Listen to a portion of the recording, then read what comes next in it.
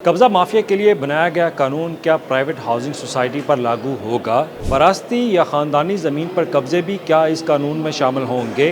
देहात की शामलार ज़मीन पर कब्ज़ा वारने वालों के खिलाफ भी क्या कार्रवाई होगी? मुश्तरका खाते वाली ज़मीन पर कब्ज़े के मामलात क्या इस कानून के तहत हल होंगे? जो केस पहले ही अदालत में हों, क्या वो इस केस के तहत सुने जाएंगे? क्या ये कानून रहायशी, ज़राई अराज़ी और कमर्शल जायदाद पर भी लागू होंगे? कब्ज़ा माफिया के खिलाफ बनाया गया पंजाब हुकूमत का कानून और इस पर आप लोगों के सवालात के जवाबात अब इस वीलॉग में हम देंगे, क्योंकि ये एक ऐसा इशू है इस पर जो लोगों ने सवालात भेजे और जिस तरह इन लोगों की तरफ से कुछ तनकीद का निशाना भी बनाया गया, तो मेरा ख्याल है कि आपके सवालात के जवाबात जो हैं वो अब लाजमी देना होंगे। और इसके जवाबात के लिए मैंने बाकायदा महकमा कानून और बोर्ड ऑफ रेवन्यू से उनसे रब्ता भी किया कि कुछ लोगों के सवालात हैं, क्योंकि जैसे मैंने इस कानून के हवाले से जो ड्राफ्ट पंजाब हुकूमत की तरफ से तैयार किया गया है, इस पर कुछ चीज़ें जो है वो वाज़ेह नहीं थी और ये मैंने अपनी वीडियो में भी आपके साथ जो है वो डिस्कस किया कि बहुत सारे ऐसे मामलात हैं जो कि अभी उन पर बात करना जो है वो लाजमी है, लेकिन वो इसमें कानून के अंदर या इस ड्राफ्ट के अंदर उनको मेंशन नहीं किया गया। तो बहुत ज़्यादा डिफरेंस था, लेकिन अब उस पर हम जो है वो आज बात कर लेते हैं कि जो आपके सवालात हैं। और आपके सवालात में सबसे पहले सवाल तो ये था कि जो फैमिली डिस्प्यूट होते हैं, फैमिली डिस्प्यूट के ऊपर जो विरासत का इंतकाल और उस पर जो कब्ज़ा हो जाता है वो ज़मीन कैसे वागज़ार करवाई जाए। तो इस पर बोर्ड ऑफ रेवन्यू और महकमा कानून का मौक़िफ़ ये है कि पंजाब का जो ये नया ड्राफ्ट ये कानून तैयार किया जा रहा है, इसका मकसद ये है कि जिस किसी की ज़मीन पर कब्ज़ा हो उसको वागज़ार करवाया जाए, लेकिन बशर्ते ये कि उसके तमाम दस्तावेज़ात आपके पास मौजूद हों और उसके बाद ही हुकूमत उसके ख़िलाफ़ जो है वो एक्शन लेगी। अब जिन लोगों ने इन कुछ सवालात पर जो कमेंट्स किए और सवालात किए, तो उनके जवाबात जो मैं अब आपको दूंगा उसमें आप लोगों को मेंशन भी करूंगा कि किस शख्स ने क्या सवाल जो है वो किया। अब इसमें सबसे पहले तो हाउसिंग सोसाइटी के हवाले से जो है वो सवालात उठाए गए। सैयद इसरार अली गिलानी वो लिखते हैं कि सबसे पहले हाउसिंग सोसाइटीज़ को लगाम जो है वो डाली जाए।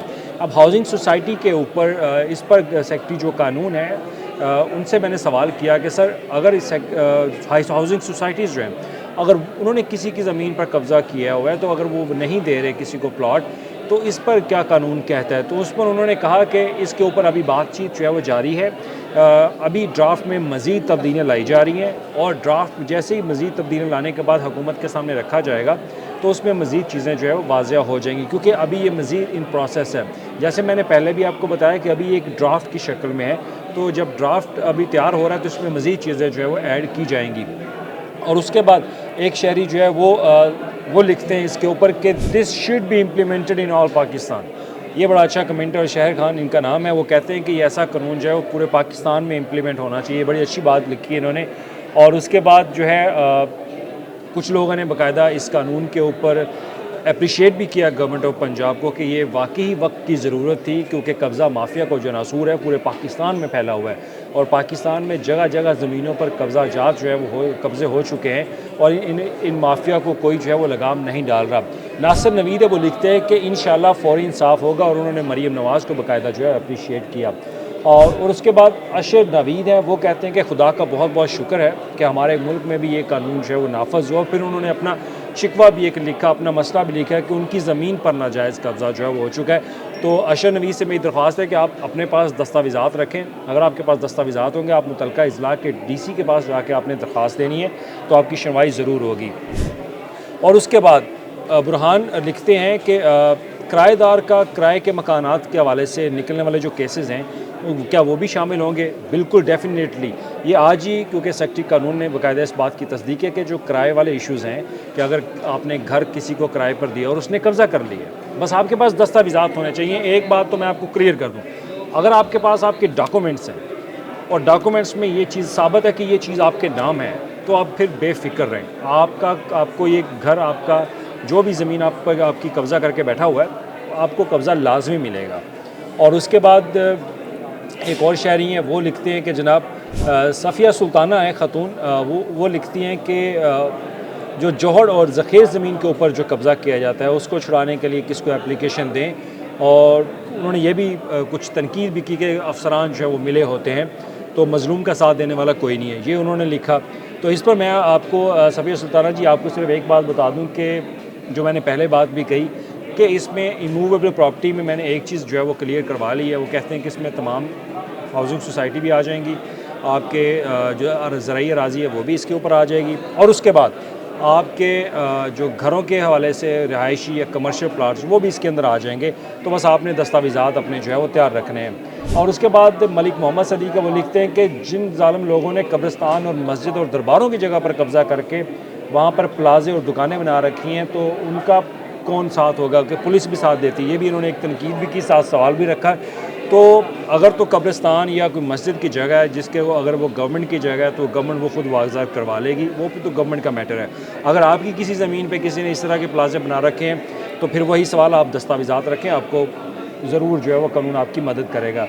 इसके बाद साजिद अख्तर लिखते हैं कि उन्होंने सबसे पहले वज़ीर आला पंजाब का शुक्रिया अदा किया, और उन्होंने साफ लिखा है कि ये इक़दाम जो है वो हज़ारों लोगों की परेशानी के लिए जो है वो बहुत बेहतर है, क्योंकि बहुत सारे लोग इस परेशानी से गुजरे कि उनके घर पर कब्ज़ा है, और वो भी कह रहे हैं कि उनके घर पे 8 साल से कब्ज़ा है और उनके घर पे स्कूल बना रखा है और वो अपनी 3 बेटियों के साथ किराए के घरों में जो है वो रह रहे हैं। तो इस पर उन्होंने अपना नंबर भी दिया हुआ है। तो साजिद साहब, आपसे भी यही दरख्वास्त है कि आप अपने पास दस्तावेज़ात रखें, बिल्कुल आपकी सुनवाई जो है वो होगी। दरवेश मोहम्मद लिखते हैं कि उनकी ज़राई ज़मीन पर 2023 में कब्ज़ा हुआ और फ़ौरी तौर पर पुलिस को रिपोर्ट भी करवाई, लेकिन कोर्ट मोमिन पुलिस ने कुछ नहीं किया और अदालत के ज़रिए FIR भी करवाई। 2 साल तक पुलिस मुलज़मान को अदालत तक जो है वो ना ला सकी। तो मेरे भाई, आपसे भी यही दरख्वास्त है कि अगर तो आपका केस अदालत में है, ये अहम चीज़ है, अगर आपका केस अदालत में है तो हो सकता है कि गवर्नमेंट आपका उस केस को जो है वो ना सुने, क्योंकि वो कोर्ट प्रोसीजर है। तो उसमें अगर वो कोर्ट के अमल दरामद में अगर वो दखलंदाजी देते हैं तो उस पर वो, मेरा ख्याल है कि मेरा कोई भी महकमा या कोई भी ऑफिसर जो है इस पर बात नहीं करेगा। बेहतर यही होगा कि कोई केस आपका कोर्ट में ना हो तो वही सुना जाएगा। जो आपका केस कोर्ट के अंदर मौजूद है, अदालत के अंदर मौजूद है, उस पर अभी गवर्नमेंट जो है वो खामोश है, हो सकता है उसको हाथ जो है वो ना डाला जाए। और उसके बाद मतलब एडी खोकर वो लिखते हैं कि मुश्तरका ज़मीन का जो खाता हो तो उस पर कैसे बचा जा सकता है। उसमें जो मजबूत होता है, जिस ताकतवर होता है वो तो ज़मीन दबोच लेता है, और जो कमज़ोर होता है वो नहीं ले सकता। तो मुश्तरका खातों के ऊपर भी बोर्ड ऑफ रेवेन्यू का मौक़िफ़ ये है कि पंजाब हुकूमत इसको भी कानून के अंदर जो है वो शामिल कर रही है, लेकिन उसका क्राइटेरिया क्या होगा वो अभी तय नहीं, उस पर कंसल्टेशन जो है वो जारी है। तो अब्दुल इस्लाम कमांडो लिखते हैं कि अल्लाह का शुक्र है ये कानून निकल आया। एक फ्रॉडी ने 2012 से उनकी 3,71,000 रुपये प्लाट के हज़म जो है वो किए हैं, ना वो प्लाट वापस करें ना पैसे। तो अब्दुल इस्लाम कमांडो साहब, अगर आपके पास पैसे हैं तो यह दरख्वास्त है, आप दस्तावेज़ात हो, आप दस्तावेज़ात अपने जो है तैयार रखें, तो ये कानून जो है वो आपको मदद देगा। बस आपने अपने मुतल्लिक़ा ज़िला के DC को जाकर दरख्वास्त देनी है और दरख्वास्त की सुनवाई जो है वो होगी। और मुश्तरका खाते पे बहुत ज़्यादा सवालात जो है वो आ रहे हैं, और एक सैयद अमीन शहजाद है, वो लिखते हैं कि ख़ानदानी विरासत को आसान तरीके से तकसीम करना भी इस महकमे में इख्तियार में होना लाजमी है, क्योंकि बासर लोग सादा बहन भाइयों का हक बासानी मार लेते हैं। बिल्कुल आपकी बात ठीक है। फैमिली डिस्प्यूट जो है वो बहुत ज़्यादा इशू है, फैमिली डिस्प्यूट वो बात होनी चाहिए, और ये कानून का हिस्सा भी बनाने जा रहे हैं। जो मेरी बात हुई है, अब देखें जब ये ड्राफ्ट तैयार करके हुकूमत के सामने रखते हैं तो क्या कहते हैं, क्योंकि हुकूमत ने बहुत सारी चीज़ों को देखना होता है और बहुत सारे ऐसे इशूज़ होते हैं जो कि जल्दी सॉल्व नहीं होते। तो हुकूमत चाहती है कि 90 दिन के अंदर आपका ज़मीन के ऊपर जो कब्ज़ा है वो उन्होंने वागज़ात करवाना है, और इसके लिए किसी हद तक भी वो जा सकते हैं। और उसके बाद जिन लोगों ने सैयद मनाज़र ये लिखते हैं कि जिन लोगों ने किसी के मलकियती मकान पर कब्ज़ा कर रखा है उनका यही भी तरीक़ाकार है छोड़ने का कोई और। तो आपके लिए दरख्वास्त है कि भजन उनके लिए भी यही तरीक़ाकार है।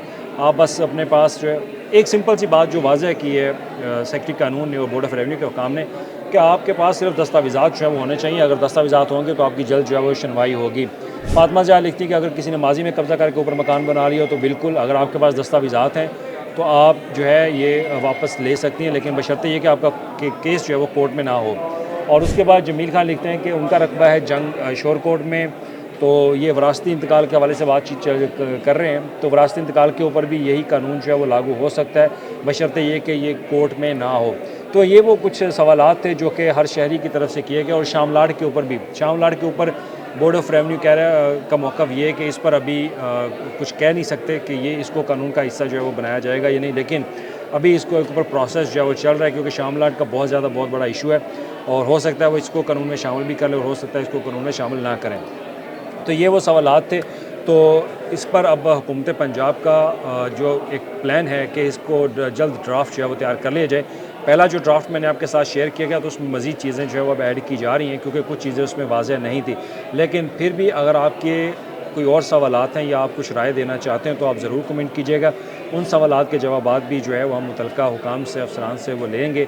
लेकिन एक बात आप जहन में रखें कि ये कानून जो बन गया है, इस कानून पर अमल दरामद के लिए हुकूमत हर तरह का हरबा इस्तेमाल करेगी, खा वो पीरा फोर्स हो, खा वो CCD हो। CCD की जो कार्रवाइयाँ वो आपके सामने ही हैं, और पीरा फोर्स किस तरह से इंक्रोचमेंट के ख़िलाफ़ और कब्ज़ा माफिया के ख़िलाफ़ जो वो कार्रवाइयाँ करी वो भी आपके सामने, क्योंकि एक अच्छी खासी फ़ोर्स जो है वो हुकूमत पंजाब की तरफ से बना दी गई है। तो आप परेशान ना हो, बस आपने करना ये है कि आप बस दस्तावेज़ात अपने पास रखें।